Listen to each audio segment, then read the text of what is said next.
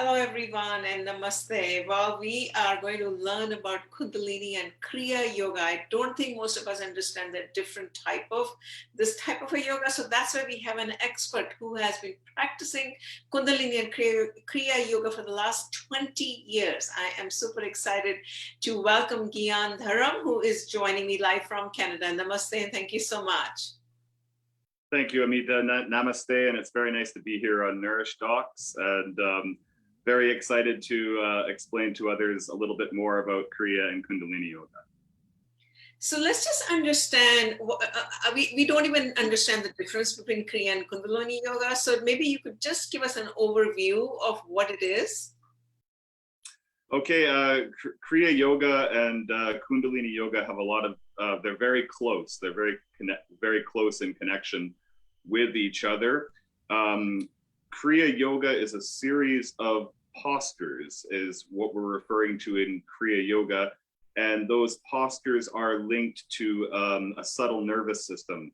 And a sequence of postures trigger our subtle nervous system that creates quite an awakening of energy in our body and in our internal body. And that's the experience that Kriya yoga or Kundalini yoga is going to bring you closer to, is an awakening of life force, an awakening of energy inside your body. And it does refer to the third limb of yoga. There's 8 limbs of yoga. It refers to the third limb of yoga, Apana. And this limb of yoga is again going to invite you into postures, into your physical form. Okay, so now when you say Kriya, right, are there X number of Kriyas that people talk about? Maybe you can expand a little bit on how many Kriyas are there, and then give us some example of what a Kriya would look like, right? All right, yeah, absolutely. That's a great question. There are many Kriyas in yoga, and they are still being invented. So like I say, it's a sequence of postures that trigger your central nervous system, a deeper and subtler energetic form within your body, and creates openings and channels and such. So Kriyas they're very broad, and they can still be invented. An individual exploring yoga or exploring another form of another modality of postures can find these sequences within themselves in time. It can be a very creative and liberating form of exercise where you start to develop your own Kriyas once you understand the general underlying system and what's taking place. So it's that is generally what a Kriya is a sequence of postures to create an awakening of energy in your body. Okay, so let's just talk through what would a sequence look like. Like, talk to us a little bit about a sample sequence containing different type of postures. I think most of us understand different postures in yoga. So talk to us a little bit. Is it cat and cow, and then followed by downward dog, those kind of things? What does it look like? All right, yeah, so a sequence of postures. An example to begin with, let's start with the deepest aspect of our being, which would be breathing. So we would begin with breathing and actually triggering the deeper muscles of our body that are involved with respiration, inspiration, and exhalations. And then we would move into some gentle movement, such as rocking the pelvis back and forth and maybe creating a bit of a pelvic bowl, a pelvic roll, and then sliding one leg out and extending the leg on an exhale and bringing it back on an inhale, and then alternating legs through those breath patterns, and then maybe rolling the bum off the ground, pressing up off the feet up to a bridge, and then rolling down, and then rolling over onto your tummy and doing a gentle extension of the spine off the hands, lifting the chest, the sternum, and elongating the neck. And then coming down and moving back into what we call a child's pose, where we're resting our bum towards our heels and we're resting on our knees. and that would be a Kriya. That would be a sequence of postures that formed an energetic movement within your central nervous system. And what about practicing pranayama along with the kriyas? Is that part of the kriyas also, or would be something like a separate? No, absolutely. Also a sequence of different styles of breathing can be a Kriya. And this is actually going into the deeper aspects of looking up the 6 cleansing Kriyas is a really good way to gain a deeper understanding of the subtler aspects of our body that we can train and develop a heightened sense of more subtle awarenesses of our body and our systems.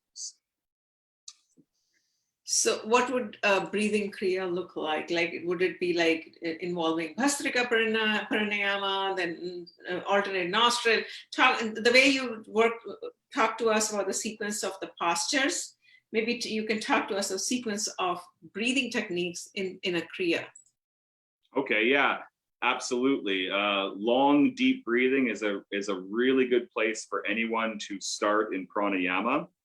And so working on a full, long, deep breath, which has an equilibrium in the sense of the amount of air we take into our body and the amount of air we release from our body, that there's an equilibrium, that we're not breathing in very deeply and then breathing out very shallowly, or that we're not breathing in very, very shallow and then exhaling a tremendous amount of air. We find an equilibrium between the amount of air we bring in, the prana, and the air we push out, the apana. And we find that equilibrium in our breathing. And then we, on top of the equilibrium, we also find that brings us into the rhythm. So as we find the equilibrium of the prana that we're bringing in and the apana we're pushing out, then we also start to sink in to that rhythm of our breathing. And that brings us into a really deep sense of our subtler nervous system and the aspects that are operating in our subtler nervous system. And that would be a kriya that's really focusing on the pranayama. So what I understand is one kriya would be of postures, the different postures that you explain. And then the other kriya could be a set of breathing techniques that are followed one after the other in a sequence that would make a kriya for breathing and the kriya for postures, right? Yes, and you could mix them up, absolutely. There's no rules. You could mix them up, and it can be a very intuitive process. As you pick up more postures and more breathing techniques, it can be something that you follow your own intuition on any given day to move through. But I think any individual will find techniques that they find more beneficial, and that they will develop a heightened skill level with, that they'll take to a practice on a daily basis because they feel called to it, and it's actually giving them some benefit in their body that they can feel and acknowledge. So what, on a daily basis, simple daily routine, what would you recommend that we should do? Like, should we do a small sequence of the postures along with the breathing on a daily basis just to maintain our health, right? What is your recommendation? Definitely the breath. The breath in most aspects of yoga, you're going to notice that the breathing is mentioned. It is in the forefront. So definitely sitting still and finding some calmness in your nervous system and working on some deep rhythmic breathing is a good place to start to develop a higher sense of what yoga is focusing towards and how it can be a tool for you throughout a lifetime.